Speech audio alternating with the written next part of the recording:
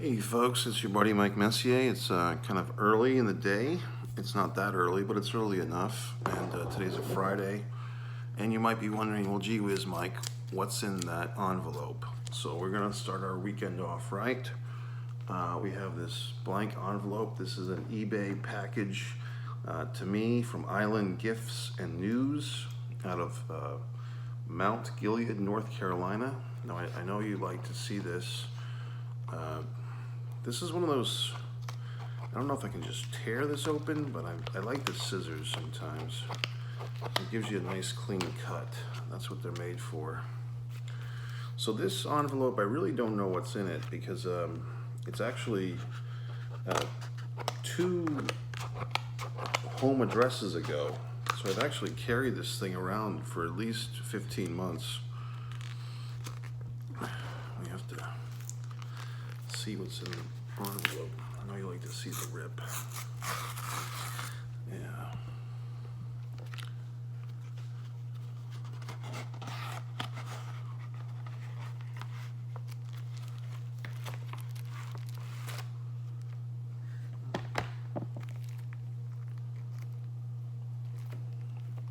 So look at that. That's really nice. That's the Dangerous Alliance. This is Wrestling 92. This is one of they call them the After Mags. I think it was also GC London Publishing. A TV sports publication. But this Dangerous Alliance, you've got Paul Heyman, the manager, Rick Rude, the late great Rick Rude, Steve Austin, Stunning Steve at the time, later Stunning Steve, or later Stone Cold Steve Austin, beautiful Bobby Eaton, unfortunately he's passed away, Larry Zbyszko, who I actually inducted into the New England Pro Wrestling Hall of Fame, thanks to my buddy Joe Bruin, Medusa, and Arn Anderson. And up there you've got another story about the Road Warriors. The Beverlys could be their natural disaster. So they're actually talking about 3 tag teams in one story. The Beverly Brothers, Earthquake and Typhoon, and the Legion of Doom. Let's go ahead and take a look at this magazine. I do remember negotiating with this. The gentleman in North Carolina, I made him some type of offer on eBay, trying to get a reduced rate, and he just basically told me I can't charge you any less than what I'm charging. And I was okay with that. I appreciated his integrity. And I ended up buying it from him, so I don't know if you folks are eBay consumers or advocates. I do sometimes sell things on there, on the Foreign Object eBay store. But this is pretty nice. And what I liked about this magazine is that the pages were a little bit thicker and always like color throughout, the way I remembered it. I guess by 92, the recession was in play because this whole magazine is not the slick color paper that I remember from like Wrestling 87. It's a picture of, see if you know who that is. That's Mike Rotundo, that's Bray Wyatt's father. This ad was always in there for the PWI, for the PWI fan club. Only $14.95, that's a pretty good deal. I don't think that deal still stands. $14.95, you get a copy of Pro Wrestling Illustrated Weekly, which is basically their way of trying to get you to subscribe to the whole thing. Pro Wrestling Illustrated bumper sticker, a hat, a Pro Wrestling Illustrated pin, a super fan certificate, which is priceless, and a membership card, which is more than priceless. So you're getting $70 value for $14.95. Oh, what a head-to-head. I mean, this is some real old school shit. Ole and Gene Anderson versus Bruiser and Crusher, and the head-to-head was basically like fantasy warfare. And these, I don't even know if these guys actually wrote these, but you've got Vern Gagne, Gordon Soley, Paul Number One Jones, and Ray the Crippler Stevens chiming in with who they believe would win this match. And they would write these theses on who would win. See, this is, I get it, like wrestling evolves. I hate the word evolves because it always seems to be the reverse of evolves. Lex Luger versus Rick Steiner. That was a good feud. That was like a little mini feud, like September, October of '91, kind of a transient feud between the Barry Windham feud with Lex Luger and Ron Simmons. Between those two separate feuds, Rick Steiner got a Clash of Champions match against Luger for the title. Sergeant Slaughter versus IRS. A lot of IRS screen time in this magazine. Virgil versus Ted DiBiase. Classic situation. Kind of like an Occupy New York, you know, like Occupy $1 Million Belt. Elegante. I've been listening to the Arn Anderson podcast. I really like Arn Anderson a lot as his podcast goes, and he's always making fun of Elegante.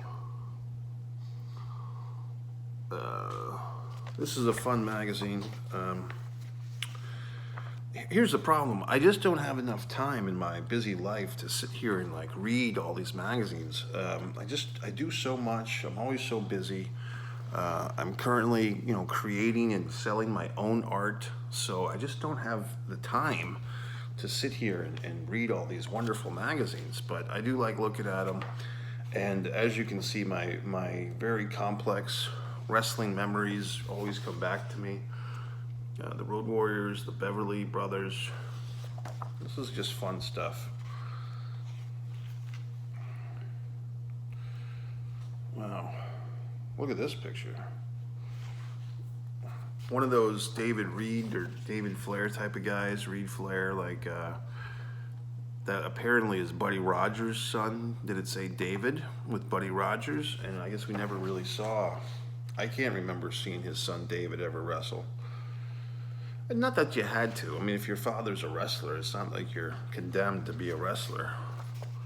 Billy Jack Haynes. Interesting career on that guy. If you've seen some of his recent shoot interviews, he's kind of nuts, but he's kind of interesting too. He's got some real interesting conspiracy theories. Learning the ropes of rule breaking. Steve Armstrong of the Young Pistols. Now, okay, folks, so I'm a little, not confused or disappointed. I guess I just don't remember. See, this magazine, it used to be wrestling, and then whatever year it was in, like 87, 86, I think it went back to, I want to say 84, that it would be on slick coated paper.